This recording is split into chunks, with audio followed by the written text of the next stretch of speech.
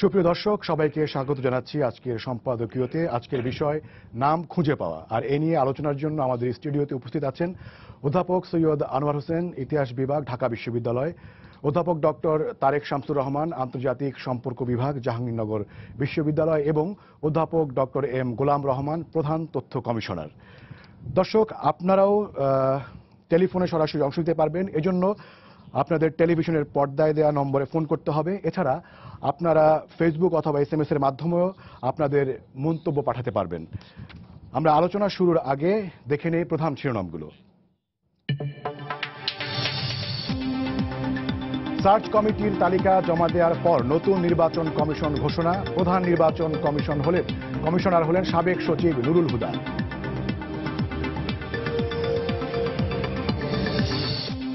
ফুলেল শ্রদ্ধায় প্রিয় নেতা সুরঞ্জিত সেন গুপ্তকে বিদায় জানালো সুনামগঞ্জবাসী। নিজ এলাকা দিরাইয়ের শেষকৃত্য।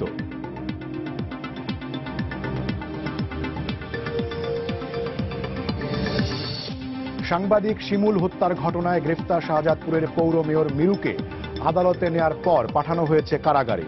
আরও জিজ্ঞাসাবাদ করা হবে, জানিয়েছেন পুলিশ সুপার।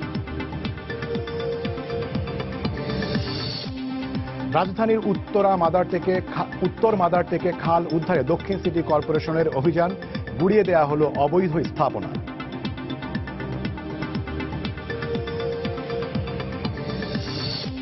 এবং চাঁদপুরের হাইমচরে শিক্ষার্থীদের পিঠের ওপর দিয়ে হেঁটে যাওয়ার ঘটনায় উপজেলা চেয়ারম্যান সহ 3 জনকে অভিযুক্ত করে তদন্ত রিপোর্ট জমা।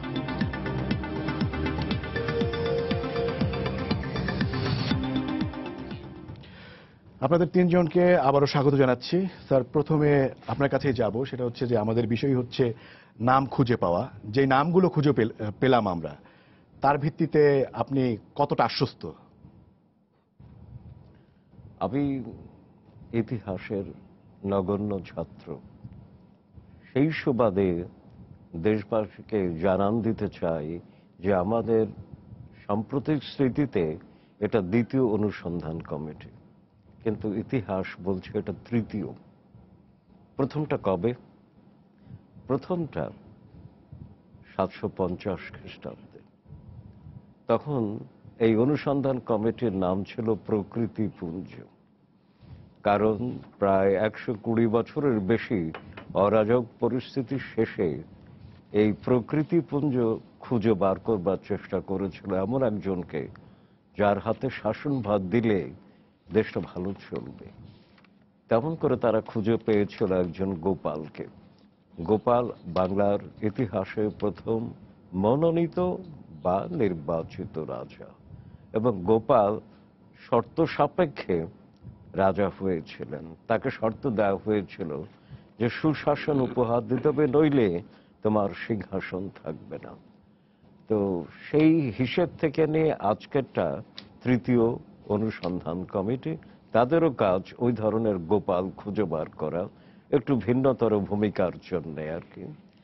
তো আমি প্রথম প্রতিক্রিয়া হচ্ছে, যিনি প্রধান নির্বাচন কমিশনার হলেন তাকে স্বাগত এবং অভিনন্দন, এবং যারা নির্বাচন কমিশনার হবেন তাদেরকেও স্বাগত জানাবো, অভিনন্দন জানাবো। কিন্তু আমার একটা কিন্তু থাকছে। কিন্তুটা হচ্ছে, ফলেই বৃক্ষের পরিচয়। যে বৃক্ষটি রোপিত হলো, সেই বৃক্ষ থেকে কি ফল পাবো, অর্থাৎ কেমন নির্বাচন আমরা পাবো, তার উপরে নির্ভর করবে যারা নতুন কর্ণধার হলেন তাদের সাফল্য এবং ব্যর্থতা। এর আগের যে নির্বাচন কমিশন ছিল সেটিও তো অনুসন্ধান কমিটির মাধ্যমে তৈরি করা হয়েছিল, কিন্তু সেই নির্বাচন কমিশন নিয়ে আমাদের প্রত্যাশা প্রাপ্তির সমীকরণ হয়নি। আমরা চাই না আমাদের এই অনভিপ্রেত অভিজ্ঞতার পুনরাবৃত্তি ঘটুক। সেই জন্যে আমি যথেষ্ট আশাবাদ নিয়ে নতুন নির্বাচন কমিশনকে স্বাগত জানাচ্ছি। স্যার গোলাম রহমান স্যার, আপনার কাছে যেতে চাই। আপনি প্রধান তথ্য কমিশনার। যারা সেখানে বিশিষ্ট নাগরিকরা যারা গিয়েছিলেন তারাও বলেছিলেন যে নাম যেন জানানো হয় এবং তথ্য যেন জানানো হয়। এবং বিরোধী দল, অন্যতম বিরোধী দল এবং প্রধান সংসদের বাইরে প্রধান দল বিএনপিও বলেছিল আমরা নাম জানলাম, কিন্তু সেই নাম 10টা জানলাম এবং 5টাও একই সাথে জানলাম। এই যে নাম জানা, সেই নাম জানতে চাওয়া যে উদ্দেশ্য হয়েছিল, তাতে কি এখন এই নাম জানার, তাতে কি সেই উদ্দেশ্যটা কি হাসিল হবে? ধন্যবাদ। নাম খোঁজার বিষয়টা আপনি যেভাবে টাইটেল দিয়েছেন, খুব মজার বিষয়টি, যে নাম খুঁজে পাওয়ার বিষয়। ওই যখন বাচ্চা ভূমিষ্ঠ হয়, জন্মগ্রহণ করে, তখন তারপরে তার নাম রাখার একটা প্রতিযোগিতার সৃষ্টি হয়, অনেক সময় আগে থেকেই শুরু হয়, এবং নাম কি নামে ডাকা হবে এরকম। আমার এই আজকের আলোচনার শিরোনামটি দেখে মনে হচ্ছিল যে ওই নাম খোঁজার সেই রকম নাম খুঁজে যাচ্ছি নাকি আমরা। যাই হোক, বিষয়টা হচ্ছে যে একটি সার্চ কমিটি গঠন করা হলো, এবং অগাধ বিশ্বাস এবং আস্থা জাতি তাদের উপর করেছে, এবং এই যে সার্চ কমিটি, তারা যোগ্যতার সাথে তারা কতগুলো নাম সাবমিট করেছে মহামান্য রাষ্ট্রপতির কাছে। আমার মনে হয় তারা খুব যোগ্যতার সাথেই কাজটি করেছেন। তারা যারা সার্চ কমিটির সদস্য ছিলেন, তারা অত্যন্ত সম্মানিত ব্যক্তিবর্গ এই আমাদের সমাজের, এবং তারা যথেষ্ট গুরুত্ব দিয়ে, তারা যথেষ্ট পেশাজীবিত্বের সাথেই কাজটি করেছেন, প্রফেশনালি তারা হ্যান্ডেল করেছেন। আমি যতদূর আমি ব্যক্তিগতভাবে বুঝি যে তারা বিভিন্ন রাজনৈতিক দলের সহায়তা চেয়েছেন, তাদের কাছে নাম চেয়েছেন, এবং তারা নাম পেয়েছেন, এবং অনেক নাম থেকে একটা শর্ট লিস্ট করেছেন, তারপরে 20 জন, তারপরে 10 জন ইত্যাদি। এখন এই প্রক্রিয়াটি মানুষের মধ্যে প্রচুর কৌতূহল ছিল, যে কি হচ্ছে জানার একটা আগ্রহ ছিল ইত্যাদি। সেই কারণেই আমার মনে হয় মিডিয়াও খুব তৎপর ছিল যে কি হবে এই। এবং আজকে সন্ধ্যায় যখন দেখছিলাম যে সময় টিভি সার্চ কমিটির গাড়ি বহরকে লক্ষ্য করে তারা বঙ্গভবন যাচ্ছে, তখন মনে হচ্ছিল যে এই যে আমাদের অগণিত দর্শক শ্রোতা, তাদেরকে উৎসাহ দেওয়ার জন্যই কাজটি করছেন। এমনও আবার মনে হতে পারে যে আমরা অনেক সময় ওই কোনো হাইজ্যাকার কিংবা কোনো ধরনের দুর্নীতিবাজ, কোনো ধরনের ড্রাগ ডিলারকে হন্যে হয়ে খোঁজার জন্যে যখন পুলিশ তৎপরতা চালায়, তখন এইরকম চেস করতে থাকে। এখন ওই ঘটনাটির মধ্যে মনে হচ্ছিল যে এখানে একটা রোমাঞ্চকর ব্যাপার, অভিজ্ঞতা। তবে কখনো কখনো এই যে মিডিয়ার ভূমিকা অনেকটি প্রশ্নবিদ্ধ হয়ে দাঁড়ায়, যে এই যে সার্চ কমিটি যাচ্ছে জমা দিতে, এটার মধ্যে কি রহস্য আছে? রহস্য তো জমা দেওয়ার পরে উদ্ঘাটিত হবে। তো সুতরাং মিডিয়া যদিও ওই যে ইন্টারেস্টকে সাস্টেইন করার জন্য হয়তো অডিয়েন্সকে এই কাজটি করেছে, এটা আমার মনে হচ্ছে বলে, যেহেতু আমি গণমাধ্যম নিয়ে কাজ করি, গণমাধ্যম নিয়ে আমি ছাত্র গণমাধ্যমে, সুতরাং আমার উৎসাহটা সেই জায়গা থেকে আমি কথাটি বললাম। কিন্তু জনগণের যে আগ্রহ এবং প্রত্যাশা, সেটিকে তো এখন যেহেতু নাম ঘোষণা হয়েছে, এখন আমরা দেখব যে যারা এই যে ব্যক্তিত্ব, যাদেরকে মানে যোগ্য হিসেবেই নির্বাচন কমিশনে স্থান দেওয়া হলো, তারা জাতির প্রত্যাশা কিভাবে পূরণ করবেন, তাদের কাজ করে প্রমাণিত করতে হবে। আমরা আগে থেকেই এমন কিছু স্পেকুলেশন করা ঠিক হবে না যে তারা কি করবে না, কি করতে পারবে কিংবা পারবে না। তাদের ক্ষমতা কিংবা সক্ষমতা নিয়ে প্রশ্ন তোলাও বোধহয় ঠিক হবে না। কারণ আমার মনে হয় যে আমরা অত্যন্ত আশাবাদী যে পদ্ধতি, যে প্রক্রিয়ার মধ্য দিয়ে কার্যটি সমাধান হয়েছে, তাতে করে নিশ্চয়ই এই ব্যক্তিবর্গ তাদের নিজস্ব মেধা, মনন, পরিশ্রম সবকিছু মিশিয়ে তারা এই জাতির বড় ধরনের এই প্রত্যাশার জায়গা থেকে তারা কাজটি করবেন। তারা they will deliver the goods, এই হচ্ছে আমার প্রত্যাশা। এবং এইভাবে আমি মনে করি সেখানে এইখানে বেশিরভাগ আমরা দেখেছি যে আমলাদের মধ্য থেকেই নেওয়া হয়েছে বেশ কয়েকজনকে। তো সুতরাং এটি একটি কাঠামোগত চারিত্রিক ব্যাপার, এটি নিয়েও আমরা আলোচনা করতে পারি যে আসলে নির্বাচন কমিশনের কাজটি কি। মূলত কাজটি তো প্রশাসনিক, যে নির্বাচনকে পরিচালনা করা এবং যোগ্যতার সাথে সুন্দরভাবে, এবং যে নির্বাচন ফেয়ার নির্বাচন হবে, এবং ফেয়ার নির্বাচন বলতে বোঝাবে যে এই নির্বাচন মানুষের কাছে গ্রহণযোগ্য হয়েছে। সুতরাং এটা একটা সুশাসনেরই তো একটা গুড গভর্নেন্সের তো একটা পার্ট, এবং নির্বাচন কমিশন তো একটা ডেমোক্রেটিক ইনস্টিটিউশন। সুতরাং এই ইনস্টিটিউশন যখন কাজ করবে, তাদের যোগ্যতা তারা প্রমাণ করবে।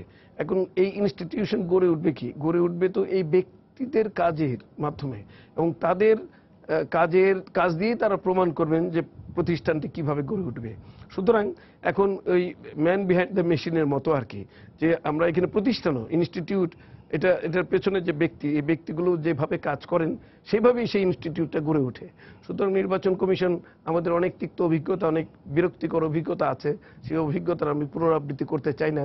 আমরা চাইব যে এই নির্বাচন কমিশন একটি সুষ্ঠু নির্বাচন কমিশন, যে নাকি জাতির প্রত্যাশাকে সঠিকভাবে মূল্যায়ন করে তারা সঠিকভাবে সঠিক কাজটি করতে পারবেন, একটি ভালো নির্বাচন পরিচালনা করতে স্যার, আমরা একটা প্রশ্ন নিয়ে নিই, তারপরে তারেক শামসুর রহমান স্যার আপনার কাছে আসবো। দর্শক, আপনার নাম পরিচয় বলে প্রশ্ন করুন। আসসালামু আলাইকুম। ওয়ালাইকুম আসসালাম। আমি গ্রিনরোড থেকে মাসুদ বলছিলাম। জি বলুন, প্রশ্ন করুন। এখানে অধ্যাপক আনোয়ার স্যার বললেন গত ইলেকশন কমিশনার তার আশানুরূপ কাজ করতে পারেনি। আমার প্রশ্ন হচ্ছে, বিএনপি নির্বাচনে আসলো না, এখানে পক্ষপাতিত্ব কিছু দেখলাম না আমি। বিএনপি নির্বাচনে আসতো, দেন বোঝা যেত যে বিএনপি কে পক্ষপাতিত্ব করে আওয়ামী লীগকে একটা সুবিধা দেওয়া হয়েছে। প্রশ্ন হচ্ছে, বিএনপি যেখানে নির্বাচন আসলোই না, নির্বাচন কমিশন দায়িত্ব নির্বাচন আনো না। জি, আপনার প্রশ্ন আমরা বুঝতে পেরেছি স্যার, আপনি যদি একদম সংক্ষেপে বলেন, তারপরে আমরা তারেক শামসুর রহমান স্যারের কাছে যাব।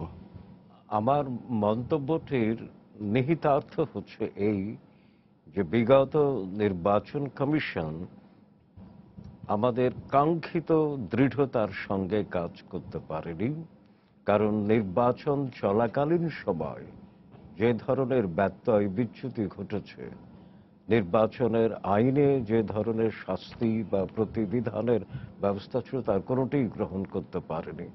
অর্থাৎ আমি যেটা বলতে চেয়েছি যে নির্বাচন কমিশন দৃঢ়তার সঙ্গে ভূমিকা পালন করতে পারেনি, এবং এই সঙ্গে একটু যোগ করে নেই যে আমলাতন্ত্রের যে অভিজ্ঞতা সেটা হচ্ছে অনেকটা গতানুগতিক, যে উপরওয়ালাকে তুষ্ট রাখতে হবে, সেখানে মেধা, মনন, দৃঢ়তা, ব্যক্তিত্ব, চরিত্রের ভূমিকা খুবই কম। কিন্তু নির্বাচন কমিশনে যখন একজন সাবেক আমলা আসবেন, তখন কিন্তু তার প্রথম চ্যালেঞ্জটাই হবে তিনি কত দৃঢ় থাকতে পারবেন। সেটা হচ্ছে আমাদের দেশের রাজনৈতিক সংস্কৃতির জন্য সেই দৃঢ়তার জায়গায় একটা ঘাটতি ছিল বিগত নির্বাচন কমিশন। তারেক শামসুর রহমান স্যার, আপনার কাছে আসতে চাই যে বিষয়টা নিয়ে, সেটি হচ্ছে যে আপনার কি মনে হচ্ছে, আপনি নামগুলো দেখেছেন এবং এরই মধ্যে বলা হলো যে আমলাদের আধিক্য রয়েছে, সেটা একটা বিষয়। আরেকটা বিষয় হচ্ছে যে সবারই আসলে নামগুলো জানার আগ্রহ ছিল, এবং যেই সময়ে জানানো হলো সেটা গোলাম রহমান স্যারের কাছেও আমরা প্রশ্ন ছিল, আপনার কাছেও জানতে চাই যে নামগুলো আসলে কেন মানুষ জানতে চাচ্ছিল, এবং এখন যে জানানো হলো সেই মানুষের সেই চাহিদাটা কি পূরণ হবে কিনা, মানে সেই প্রয়োজনটাকে মিটবে কিনা। আপনার ধন্যবাদ আপনাকে। আপনার জবাবটা আমি এইভাবে দেই। এখানে দুটো বিষয় আছে। একটি বিষয় হচ্ছে যে সার্চ কমিটি 10টি নাম চূড়ান্তভাবে 10টি নাম দিয়েছে, এবং এই 10টি নামের মধ্যে যিনি আজকে প্রধান নির্বাচন কমিশনার হিসাবে নিযুক্ত হলেন, যিনি শপথ নেবেন, তিনি ওই 10টি নামের মধ্যে ওই নামটা ছিল কিনা আমি নিশ্চিত নই। ছিল, ওনারা যেই 10 জনের তালিকা দিয়েছেন, পুরো 10 জনের নামই ওনারা দিয়েছেন। যদি তাই হয়ে থাকে, সেখানে আমার অবজারভেশনটা হচ্ছে যে আমাদের যে পুরনো বৃত্ত, কারণ এই নামটা, কথাটা এই জন্য প্রশ্নটা তুললাম, এটা কিন্তু সংবাদপত্রে এই নামটা আমি আগেই জেনেছি। আমি কোনো একটা সংবাদপত্রে আমি স্পেকুলেশন আমি দেখেছি, নুরুল হুদার নামটা আমি আগেই দেখেছি। সে প্রসঙ্গে নাই বা গেলাম। এখন যে বিষয়টি দাঁড়ালো যে একটি নির্বাচন কমিশনের একটি কাঠামো আমরা পেলাম, একজন সিইসি প্লাস 4 জন কমিশনার, এবং এর মধ্যে নতুন কিছু আমার কাছে নতুন কিছু নেই। একজন নারী, আমি আসছি, আমাকে সময় দিন বলার জন্য। নতুন কিছু নেই আমার কাছে। আমার কাছে মনে হয়েছে যে পুরনো বৃত্তটা আমরা ভাঙতে পারলাম না। একজন নারী পেয়েছি আমরা, কিন্তু আপনি দেখবেন তার অবস্থানটা কি, তিনি অবসরপ্রাপ্ত জেলা জজ। তার অর্থ হচ্ছে আমাদের পুরনো কাঠামোতেও জেলা জজ ছিলেন, অবসরপ্রাপ্ত জেলা জজ ছিলেন, সেই কাঠামোই আমরা রয়ে গেল। উপরন্তু এবার দেখলাম যে একটা সচিবালয় আমলাতান্ত্রিক প্রাধান্যটা এবার বেশি। 3 জনকে আমরা পেলাম কাঠামোতে, বাকি পেলাম একজন অবসরপ্রাপ্ত সেনা কর্মকর্তা, একজন অবসরপ্রাপ্ত জেলা জজ। অর্থাৎ পুরনো কাঠামোই প্রত্যক্ষ পরোক্ষভাবে সেটাই রয়ে গেল, কোনো পরিবর্তন পেলাম না। কিন্তু এবার কিন্তু একটা সম্ভাবনা তৈরি হয়েছিল, এবং আমি যখন স্ক্রলের নামগুলো দেখছিলাম 10 জনের নাম, তখন সেখানে কিছু সুশীল সমাজের 2 জন প্রতিনিধি 3 জন প্রতিনিধি আমি দেখেছিলাম।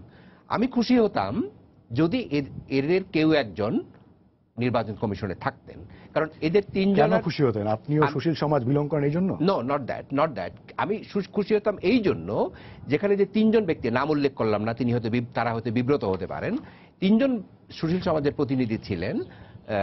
আমি যদি সরাসরি বলি, বিশ্ববিদ্যালয়ের শিক্ষকতা করেন বা করতেন। এদের নির্বাচন কমিশন, নির্বাচন ব্যবস্থা এবং নির্বাচন প্রক্রিয়া নিয়ে এদের দীর্ঘদিন এদের কাজ আছে, নির্বাচন তারা জানেন, তারা বলেন, এবং এটা নিয়ে তারা কাজ করে আসছেন। এবং 5 জন কমিশনের মধ্যে একজন কমিশনার যদি এদের কাউকে দেওয়া হতো, আমার বিবেচনায় হয়তো কাজটা করতে আরো ভালো হতো। কাজটা করতে কেন ভালো হতো? কারণ আমরা এমন একটা পর্যায়ে দাঁড়িয়ে আছি, আমাদের জন্য এই কমিশন কিন্তু অত্যন্ত গুরুত্বপূর্ণ। গুরুত্বপূর্ণ এই কারণে যে এই কমিশনকে দুটো কাজ খুব গুরুত্ব সহকারে নিতে হবে। একটি হচ্ছে যে 2019 সালের যে নির্বাচন হতে যাচ্ছে, সেখানে কোট আনকোট সকল দলের অংশগ্রহণ নিশ্চিত করতে হবে। আপনি মনে রাখবেন, আজকেও আমরা যখন কথা বলছি তখন ইউরোপিয়ান ইউনিয়নের একটা তাদের প্রতিনিধিদের একটা সংবাদ সম্মেলন আছে, তারা কিন্তু এটা অবজার্ভ করছেন। তারা মাননীয় রাষ্ট্রপতির সাথে দেখা করতে চেয়েছিলেন। উদ্দেশ্য একটাই, নির্বাচন কমিশন এবং নির্বাচন প্রক্রিয়া নিয়ে কথা বলা। এই জিনিসটা অনাকাঙ্ক্ষিত, আমরা সেটা চাই না যে আমাদের অভ্যন্তরীণ ঘটনায় অন্য কেউ আমাদের ইন্টারফেয়ার করুক। এটা জাতিসংঘের চার্টারে পরিপন্থী। আমি আপনাকে চার্টার ধরে আমি আপনাকে দেখাতে পারবো কোন জায়গাতে কন্ট্রাডিক্ট করে। এটা আমরা চাই না, কিন্তু আমরা এমন কিছু করব না যাতে করে তাদের জন্য একটা সুযোগ তৈরি করে দেই। এখন কি সেই সুযোগটা তৈরি হলো আপনি মনে করছেন? না, সেটা হয়তো ভবিষ্যৎ বলবে তাদের অবজারভেশনটা কি। কিন্তু আমি খুশি হতাম যদি, এই যেটা বলছিলাম আপনাকে, যদি এরকম একজন লোক পাওয়া যেত যারা নির্বাচন নিয়ে কাজ করেছেন, যারা বারবার নির্বাচন প্রক্রিয়া কিভাবে ভালো করা যায়, কিভাবে উন্নত করা যায়, সেটা যদি থাকতে ভালো হতো। দুটো জিনিসের একটার কথা বললাম, একটা হচ্ছে ওই সকল দলের অংশগ্রহণ নিশ্চিত করতে হবে, এটা খুবই গুরুত্বপূর্ণ এক। দ্বিতীয়টি হচ্ছে যে বড় রাজনৈতিক দল, যারা রাস্তার রাজনৈতিক দল, যদি আমি ওইভাবে আবিধানিক অর্থে বলি, তাদের একটা কনফিডেন্সটা নেওয়া। এখন আমরা জানি না তাদের অবজারভেশনটা কি হবে। আমি বিএনপির কথা বলছি, আমি জানি না তারা কি করবে, তাদের অবজারভেশন কি হবে। তারা হয়তো কালকে তাদের তখন কর্মকাণ্ড শুধু বিবৃতি আর প্রেস কনফারেন্সের মধ্যে সীমাবদ্ধ হয়ে গেছে।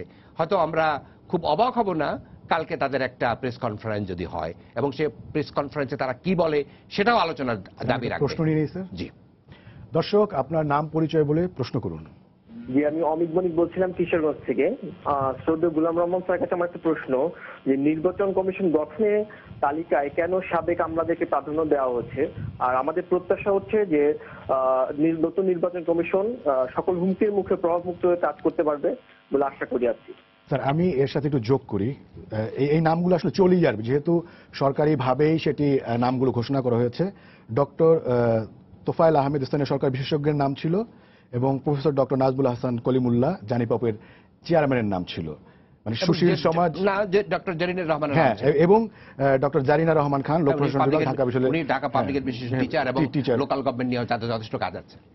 এদের নামও কিন্তু ছিল প্রস্তাবে, কিন্তু আমরা দেখলাম যে এখন পর্যন্ত যা আছে, একজন মোটামুটি বলা যায় একজন সাবেক সেনা কর্মকর্তা, সেনা আমলা, উনিও সেনা আমলা, সব মিলিয়ে আমলা নির্ভর, এবং সেটা ভাঙা গেল না। এখন প্রশ্ন করতে যে প্রশ্নগুলো কেন করা হলো, এই উত্তরটা আমি দিতে পারবো না। আপনি একটু মূল্যায়ন হচ্ছে যে এখন, হ্যাঁ, আমি তো বললাম যে আমরা প্রাধান্য নির্বাচন হয়েছে, এবং যে 10টা নাম, আমি কিন্তু 10টা নাম এখনো পাইনি। কারণ হচ্ছে যে আমি যখন বাসা থেকে রওনা হয়েছি তখন আমি টেলিভিশনে কভারেজটা আমি দেখিনি। 10টা নাম মানে বলা হয়েছে যে এখন এসে শুনলাম যে 10টা নাম।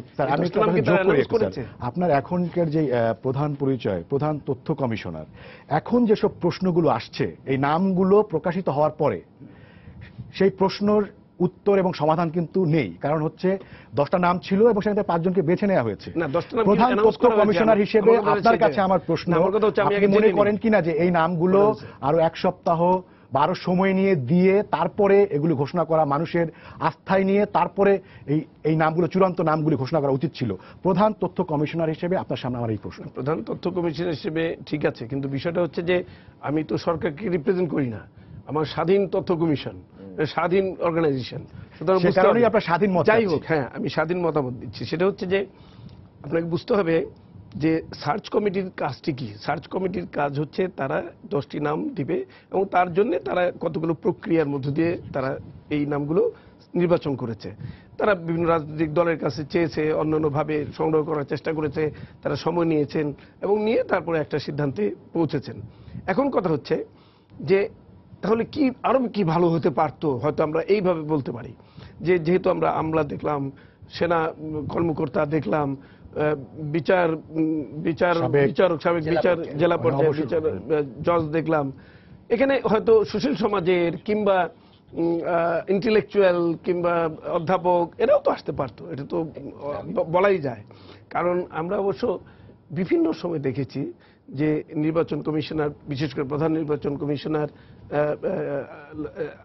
আইনবিদদের মধ্য থেকে হয়েছেন, মানে প্রাক্তন বিচারপতিদের মধ্য থেকে হয়েছেন, কিন্তু সব ক্ষেত্রেই কি সেই উদাহরণগুলো আমাদের কি খুব ইতিবাচক ঘটনার কথা স্মরণ করিয়ে দেয় না।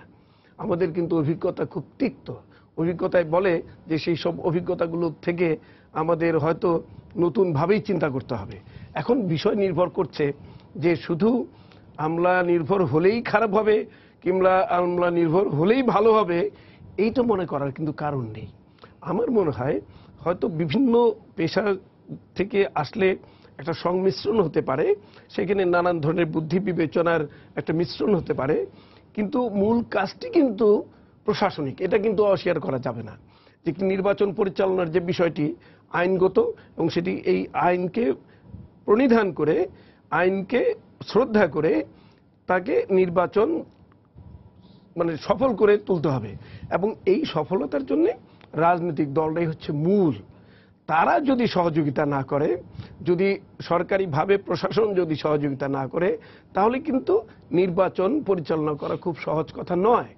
এখন তাহলে আমরা এর আগের অভিজ্ঞতা যদি ইমিডিয়েট আগের অভিজ্ঞতা আপনি প্রশ্ন করি, সেটা হচ্ছে যে একটা সুষ্ঠু নির্বাচনের জন্য আপনি তখন যে সরকারে ক্ষমতায় থাকে তার ভূমিকা কত পার্সেন্ট গুরুত্বপূর্ণ মনে করেন এবং নির্বাচন কমিশনের ভূমিকা কতটুকু গুরুত্বপূর্ণ মনে করেন? আমরা দেখেছি সার্চ কমিটির মাধ্যমে নির্বাচন কমিশন গঠিত হওয়ার পরে সেটা নিয়ে প্রশ্ন উঠেছে, কিন্তু তার আগে সার্চ কমিটির মাধ্যমে হয়নি, কিন্তু তারা কিন্তু একটা ভালো নির্বাচন উপহার দিয়ে গিয়েছেন।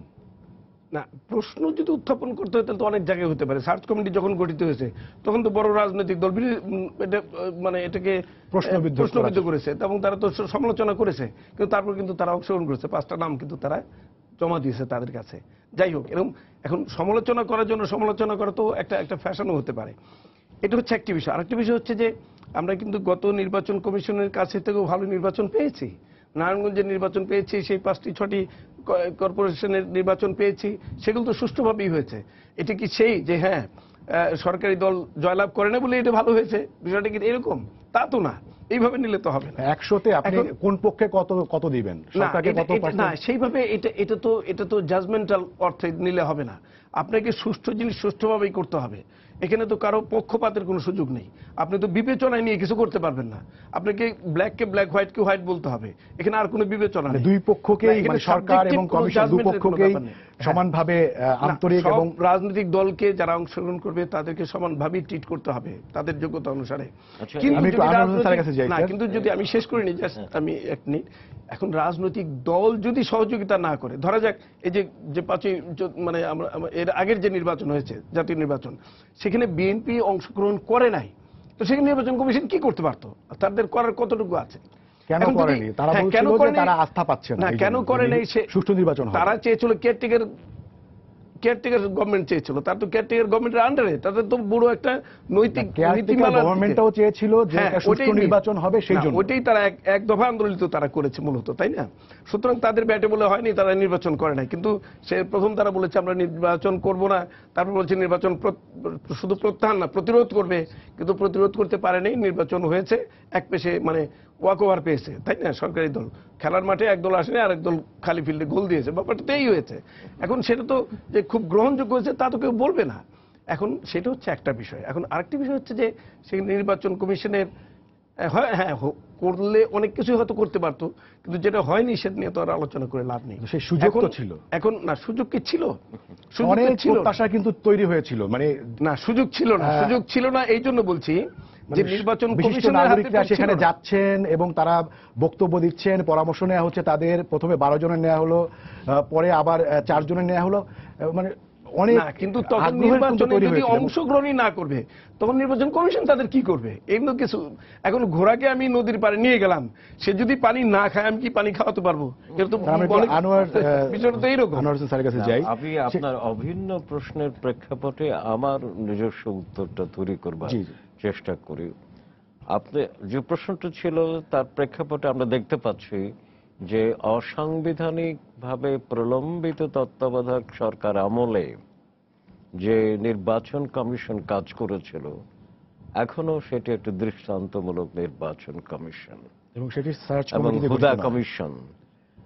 তার ব্যাখ্যাটা হিসেবে আপনি একটি প্রশ্ন রেখেছিলেন, ওখানে মানে হার ভাগ করে নিয়ে সরকার আর এবং নির্বাচন কমিশন।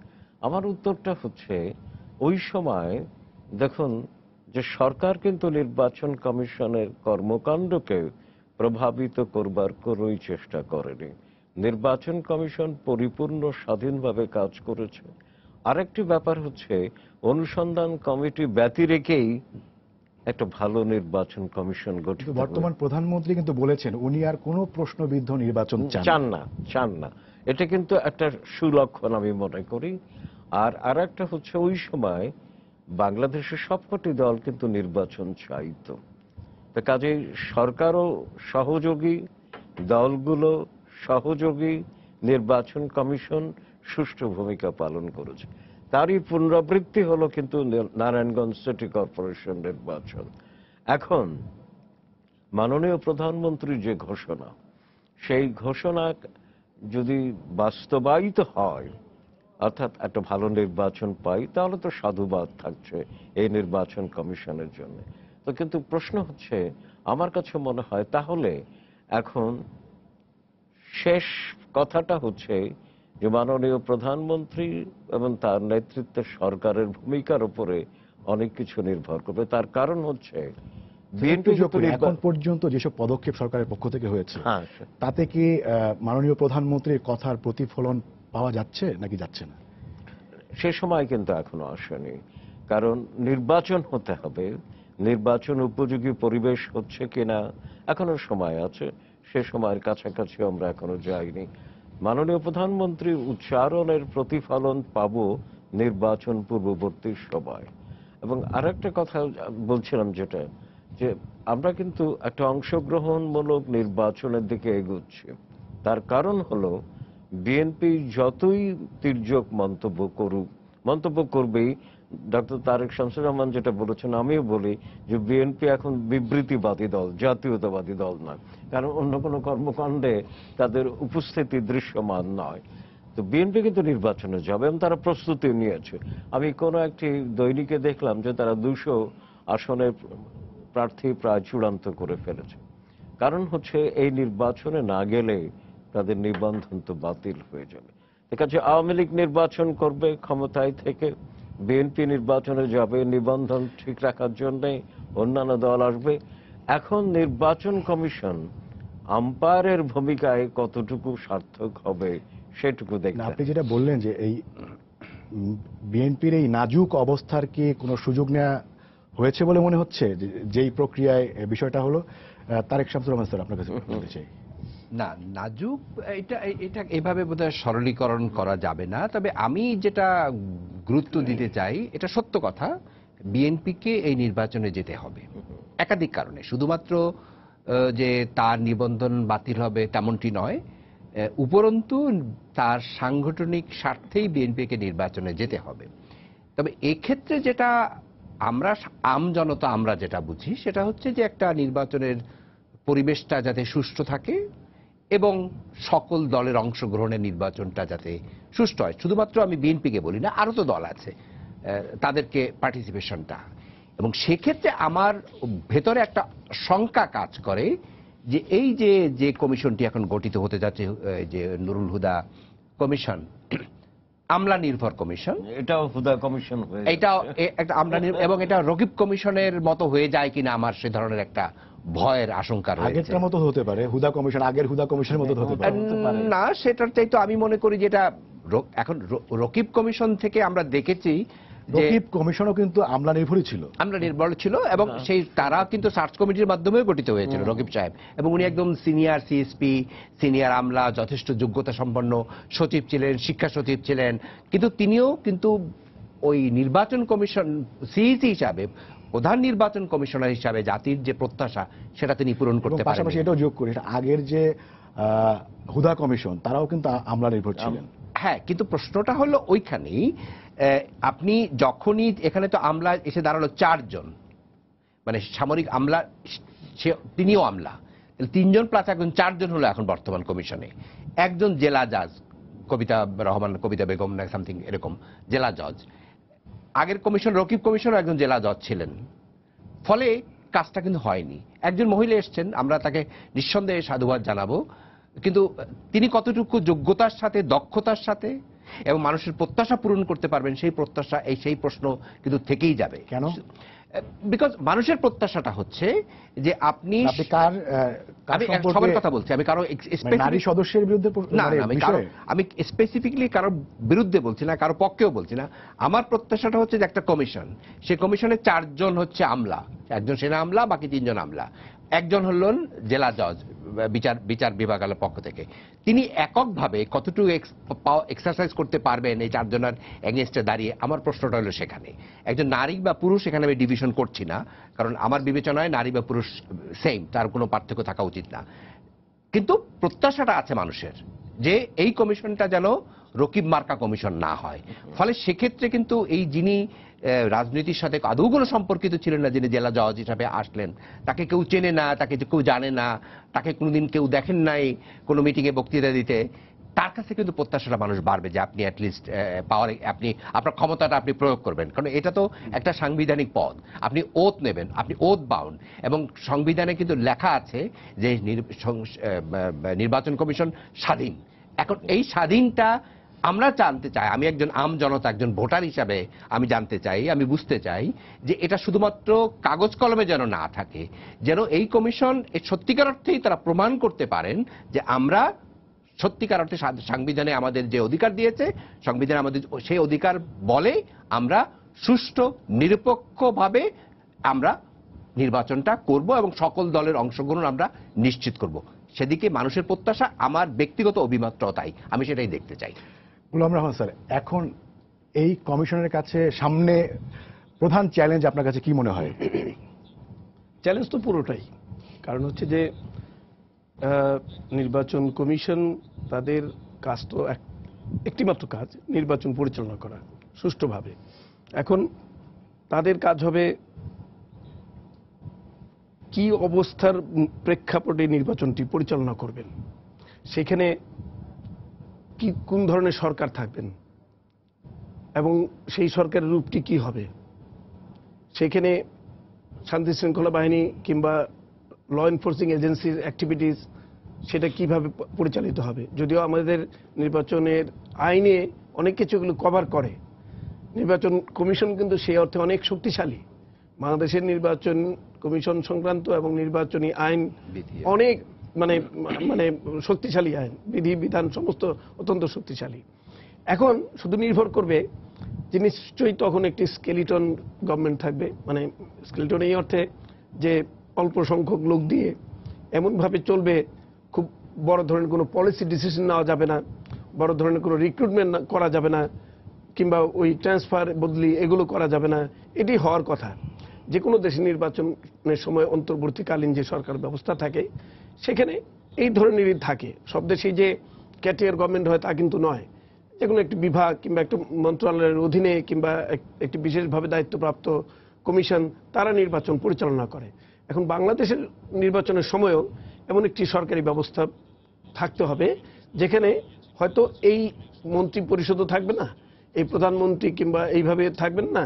সুতরাং একটা বিকল্প অবস্থা, অন্তর্বর্তীকালীন অবস্থা কয়েক মাসের জন্য থাকতে হবে। তবে সেইখানে তাহলে তখন নির্বাচন কমিশনের ক্ষমতাটা কি হবে, মানে পাওয়ার স্ট্রাকচারটা কিভাবে এবং তারা কিভাবে ক্ষমতাটাকে ব্যবহার করবেন। স্যার আমরা একটা প্রশ্ন নিয়ে নিই, একদম শেষের দিকে তো। দর্শক আপনার পরিচয় বলে প্রশ্ন করুন। আমার নাম হচ্ছে মোহাম্মদ বদরুল আলম চৌধুরী, আমি দিনাজপুর থেকে বলতেছি।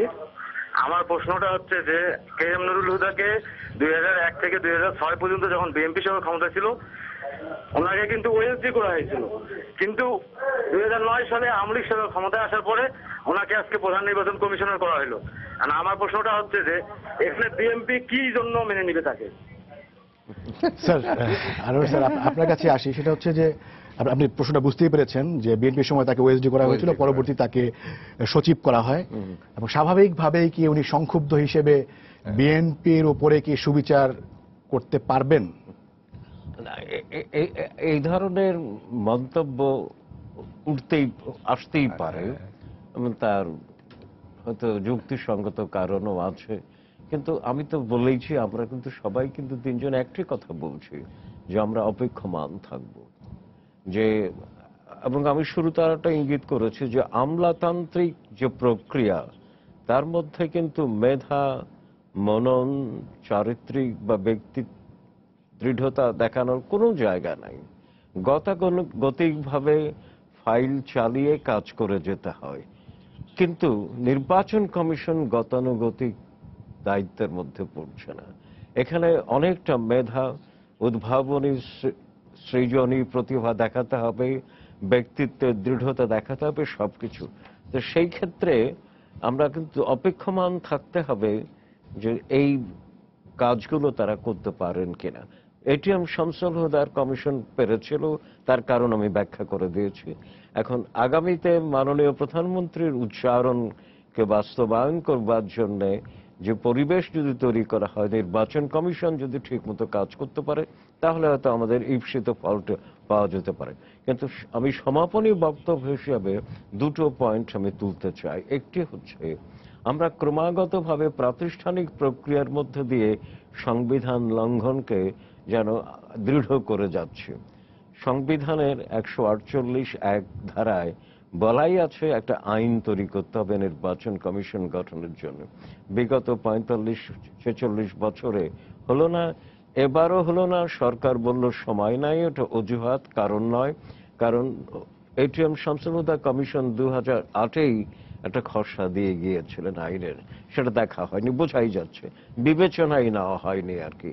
আর একটি হচ্ছে অধ্যাদেশ তো করা যেত, অধ্যাদেশও করা হলো না।